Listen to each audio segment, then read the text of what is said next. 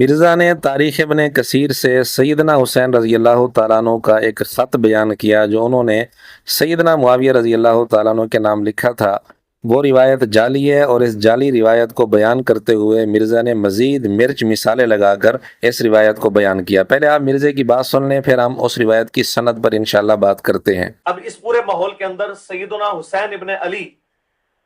کا ایک خط ہے جو اس وقت انہوں نے حاکم وقت کے نام لکھا، جو تفسیر ابن کثیر کے اندر موجود ہے، جسے البدایہ والنہایہ بھی کہتے ہیں عربی کے اندر۔ اس میں انہوں نے کہا کہ میں اللہ کے حضور شرمندہ ہوں کہ میں اللہ کو کیا جواب دوں گا کہ جس طریقے سے یہ حکومت چلائی جا رہی ہے، اللہ اور اس کے محبوب صلی اللہ علیہ وآلہ وسلم کی تعلیمات کے خلاف یہ حکومت چل رہی ہے، میں اللہ کو کیا جواب دوں گا؟ لیکن میں اپنے بھائی کی صلح کے اوپر قائم ہوں جو اس نے تمہارے ساتھ کی تھی، لیکن میں اللہ کے حضور شرمندہ ہوں کہ میں جواب کیا اللہ کو دوں گا۔ تو حضرت حسین ابن علی کے وہ والے جو سال ہے نا، 10 آلموسٹ سمجھ لیں، 10 سال بھی نہ آپ کے آلموسٹ 19 سال ہی بنتے ہیں، 10 سال تو حضرت حسن کی شہادت کے بعد ہے جی۔ یہ 19 سال انہوں نے انگاروں پر گزارے ہیں، یہ سب کچھ دیکھتے ہوئے، اور وہ انتظار کرتے رہے کہ شاید امت کے خیر خواہی کی خاطر آخری جو ایک شرط ہے اس پہ عمل ہوگا۔ جب وہ عمل نہیں ہوا اور حاکم وقت نے یزید ابن معاویہ کو اپنے بعد خلیفہ یا بادشاہ نومینیٹ کر دیا، تو پھر حضرت حسین ابن علی ظاہر ہے کہ وہ چونکہ وارث رسول تھے صلی اللہ علیہ وآلہ وسلم، وہ تو کبھی بھی کمپرومائز نہیں کر سکتے تھے۔ اسی وجہ سے پھر کوفہ سے لوگوں نے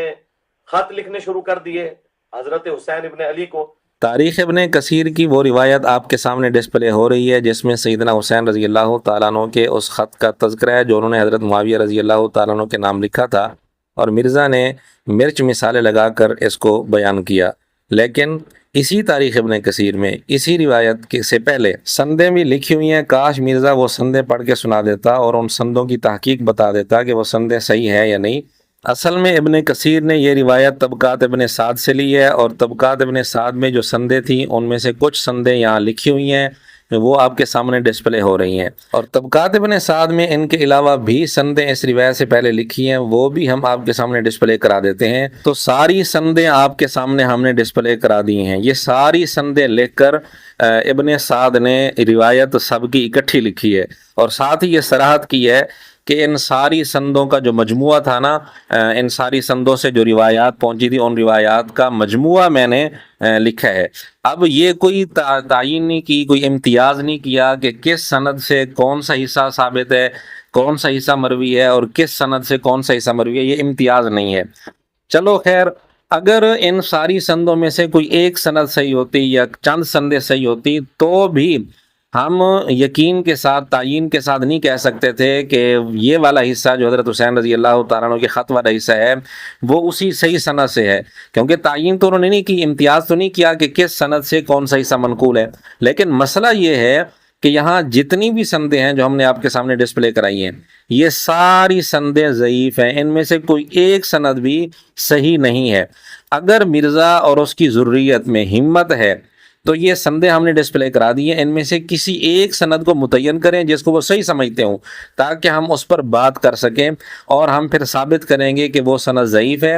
اور اس کے کس راوی پر جرح ہے یا اس سند کے اندر کیا سقم ہے، تو یہ ہم ثابت کریں گے۔ اگر مرزا اور اس کی ذریت میں ہمت ہے تو ان میں سے کسی ایک سند کو متعین کریں کہ ہمارے نزدیک یہ سند صحیح ہے، تاکہ ہم اس پر بات کر سکیں۔ اور اگر کوئی سند متعین نہیں کرتے تو اس کا مطلب یہ ہے کہ وہ بھی سمجھتے ہیں کہ سندیں ساری ضعیف ہیں۔ جب سندیں ضعیف ہیں اور یہ روایت جعلی ہے تو اس جعلی روایت کو مرزا مزے لے لے کر، مرچ مثالیں لگا لگا کر بیان کر رہا ہے، اور یہ نہیں بتا رہا کہ یہ روایت جعلی ہے، تو یہ کتنا بڑا دھوکہ ہے مرزا کی طرف سے۔ اور ایک اور بات یہ بھی ہے کہ اگر اس جعلی روایت کو صحیح مانا جائے، مرزا نے سیدنا معاویہ رضی اللہ تعالیٰ عنہ کے بغض میں آ کر یہ جعلی روایت بیان تو کر دی،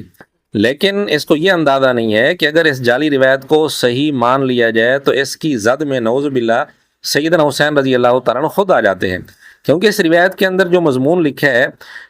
اس خط کا، وہ یہ ہے کہ آپ سے جہاد کو جو میں نے چھوڑ رکھا ہے، جہاد میں نہیں کر رہا، اس جہاد کے چھوڑنے میں میرے لیے کوئی عذر نہیں ہے، میں کوئی عذر نہیں سمجھتا کہ میرے لیے کوئی عذر ہو۔ یعنی اس کا مطلب پھر یہ ہوا کہ اس خط کے مطابق، اس جعلی روایت کے مطابق سیدنا معاویہ رضی اللہ تعالیٰ عنہ کے خلاف جہاد واجب ہو چکا تھا اور جہاد چھوڑنا کوئی جائز نہیں تھا، جہاد چھوڑنے کا کوئی عذر نہیں تھا، پھر بھی سیدنا حسین رضی اللہ تعالیٰ عنہ نے جہاد نہیں کیا۔ تو ایک کام جو ضروری ہو، جس کے چھوڑنے کا کوئی عذر بھی نہ ہو،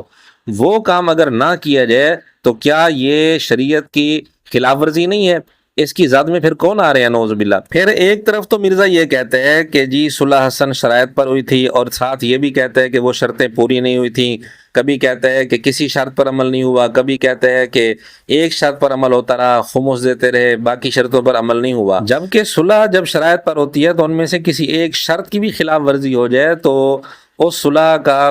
کوئی اعتبار نہیں ہوتا اور اس صلح کی پابندی لازم نہیں ہوتی۔ اب جب مرزا ایک طرف یہ کہتے ہیں کہ جی شرطوں پر عمل نہیں ہوا، دوسری طرف کہتے ہیں کہ سیدنا حسین رضی اللہ تعالیٰ نے خط میں لکھا کہ میں اپنے بھائی کی صلح کا پابند ہوں، حالانکہ یہ جملہ اس خط میں نہیں لکھا، اس جعلی روایت میں بھی نہیں لکھا۔ اب ایک طرف یہ کہنا کہ شرطوں پر عمل ہی نہیں ہوا، دوسری طرف یہ کہنا کہ سیدنا حسین نے کہا کہ میں صلح کا پابند ہوں، یہ دونوں باتوں میں کوئی جوڑ بنتا ہی نہیں ہے۔ جب شرطوں پر عمل ہوا ہی نہیں ہے تو پھر صلح کی پابندی کس چیز کی؟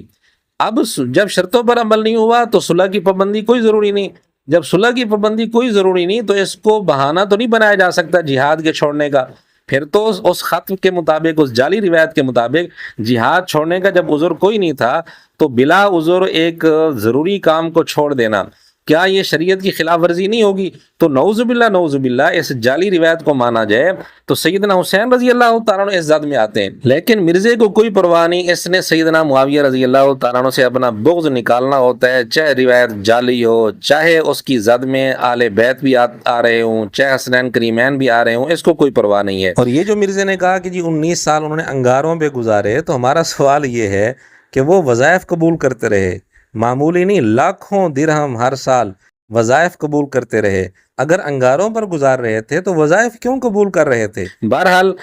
یہ روایت جعلی ہے۔ اگر کوئی کہے کہ جی تاریخ کی کتابوں میں لکھی ہوئی تو ہے، تو پھر تاریخ کی کتابوں کے متعلق، تاریخی روایات کے متعلق خود مرزے نے جو بیانات دیے ہوئے ہیں وہ بھی ہم آپ کو سنا دیتے ہیں، ان کی روشنی میں آپ خود فیصلہ کر لیں کہ کیا ہر تاریخی روایت معتبر ہوتی ہے۔ ان کی جرت نہیں ہے کہ یہ جس طرح انہوں نے تاریخ سے گند سمیٹا نا، مکھی گند تے بہندی جا کے۔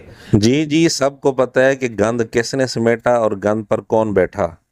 سارا کوڑ کباڑ جو صلاح الدین یوسف صاحب نے وہ حکمرانوں کی تاریخ جمع کی تھی، وہی سارا لپاٹ کے نا دنیا میں کہیں گے ناسبی تھے، ان کی ساری باتیں جمع کر دی۔ یعنی مرزا یہ مان رہا ہے کہ تاریخ کی کتابوں میں لکھی ہوئی ہر بات صحیح نہیں ہوتی، کوڑ کباڑ بھی ہوتا ہے۔ لیکن تاریخ کے معاملے میں یہ ہوتا ہے کہ ابن جریر نے خود سٹارٹ ہی میں لکھ دیا کہ میں صرف سند کے ساتھ واقعات نقل کروں گا، ان کی صحت کی ذمہ داری میرے اوپر نہیں ہے۔